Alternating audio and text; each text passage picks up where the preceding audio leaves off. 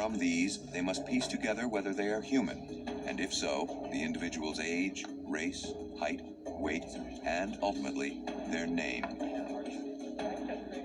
To date, SEAL High has positively identified 570 unaccounted for service members from World War II, Korea, and Vietnam, and returned the remains to their families. Often, bones arrive with no clear idea of where they came from.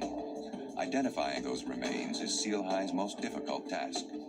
Many times, several portions of a skeleton arrive at SEAL High, each reported to be the remains of the same missing serviceman. SEAL High anthropologists at Arlington National Cemetery, the ritual is repeated every hour, 365 days of the year. Fallen heroes forever honored, yet forever unnamed and unknown. But one hero, once among the missing, has finally been found. He comes to eternal rest with a name, full military honors, and a Purple Heart.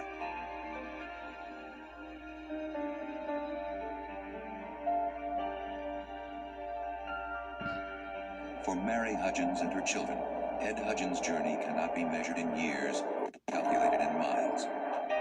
He lay in the jungle for 26 years, and we now have put him to rest and with honors, and his fellow countrymen have honored him, and it brings it to a conclusion for us.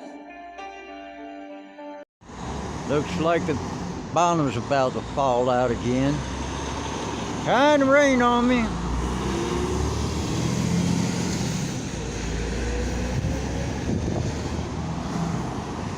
Nah, I hate it.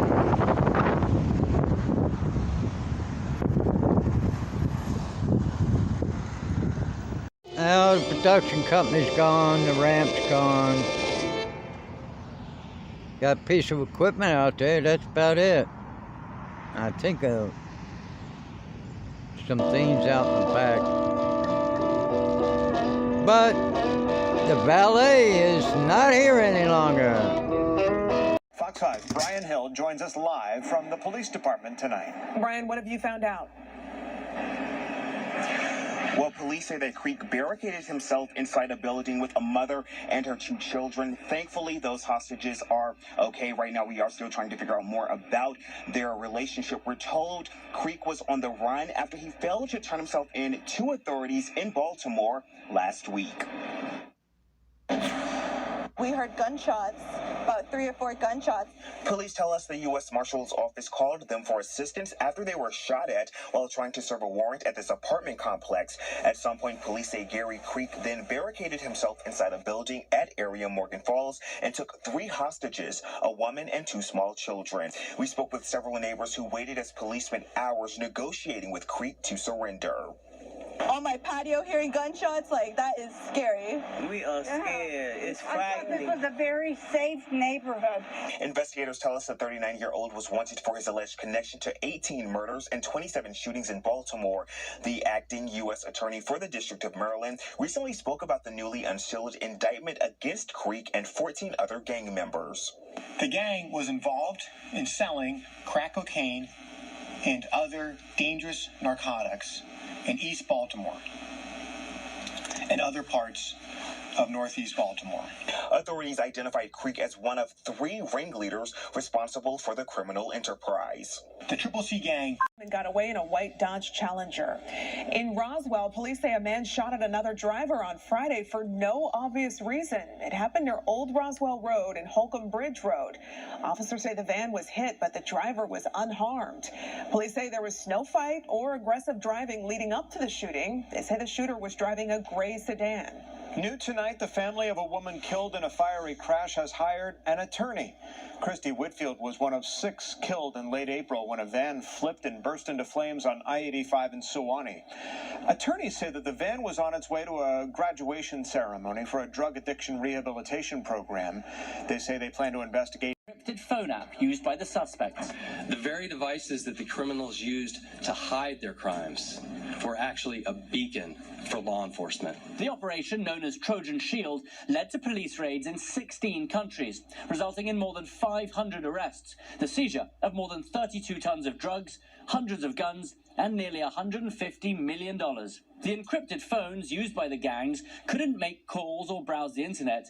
Instead, they were a platform for secure messaging, so members could openly discuss criminal plans. Following the takedown of 2 other widely used encrypted platforms, the FBI began working with a collaborator who developed a new secure messaging platform for the criminal underworld called Anom. Every single person who used Anom used it for a criminal purpose. Phones were distributed by middlemen to more than 300 gangs operating in more than 100 countries. And over the past year and a half, users who thought the app was safe disclosed their plans for illegal activities, including details of drug shipments, money laundering, and planned killings.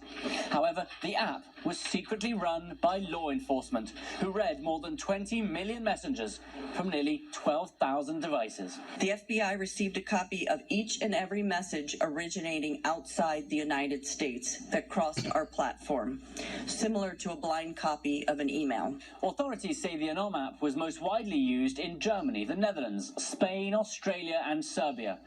In London, Benjamin Hall, Fox 5 News.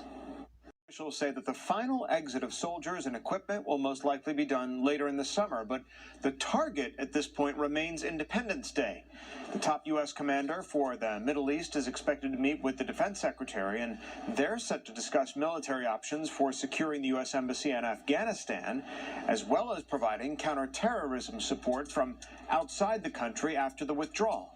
The final withdrawal of troops will put an end to 20 years of war between the U.S. and militants in Afghanistan following the September 11th attacks. Developing tonight, Vice President Kamala Harris. Because of a lack of DNA evidence, which her biological father is more than happy to provide. For the last 4.5 weeks, Jin Peru has been at the Stewart Detention Facility in Lumpkin, Georgia. DeBose says he's doing everything in his power to get her out, but as expected, the 21-year-old is struggling to make sense of it all. You know, when you're told you've done something wrong, when you haven't done anything wrong, it's hard on, you know, a young person especially who's never had been put in a situation like this, to told that essentially she's a criminal and, you know, can't see her family. It's been pretty devastating for her. I did reach out to the Atlanta Police Department to see if they decided not to press charges because they deemed those products to be legal, but I have not heard back yet. I did reach out to ICE as well. Masks and return to our normal activities, so too comes the return of all those other viruses. It's all coming back, and it's coming back with some force. At Hennepin Healthcare, the pediatrics department has seen a surge in upper respiratory viruses in the last month or so. Viruses that stayed pretty quiet for the last year. It's finding ways to spread, and that's the job of the virus, is to keep spreading. And it's finally seeing its opportunity, and it's taking advantage. And that's exactly why some parents are keeping those pandemic practices going. Even though we're mask-free now, I still make sure we wear a mask. Teresa Gomez of Minneapolis saying her kids... Opposition to the voting bill. Republicans believe Democrats are just trying to appease their base. The majority leaders decided that June is kind of the check-the-box month with all of the extreme left-wing provisions that they support that have been coming out of the House. A canyon yawns between liberals and moderates. It threatens to shred the Democratic coalition and stunt the rest of their agenda. Joe Manchin can't go back to West Virginia and his constituents and sell very liberal, progressive items on the agenda and expect to be reelected. Democrats can't afford to give up on Manchin. Schumer says he'll bring up the voting bill late this month. Is it possible we might change a few things here and there? We're going to do it. S1 may be too broad to pass the Senate. That's why House Speaker Nancy Pelosi now touts a more narrow voting bill, named after civil rights icon John Lewis. That bill would curb state efforts to restrict voting, but Pelosi says that bill won't be ready until the fall. Schumer won't commit to it. Mitch McConnell says the John Lewis bill would rewrite voting systems for every state. On Capitol Hill, Chad Pergram, Fox News. The new America, where congressional Democrats want to defund the police and Biden wants to add thousands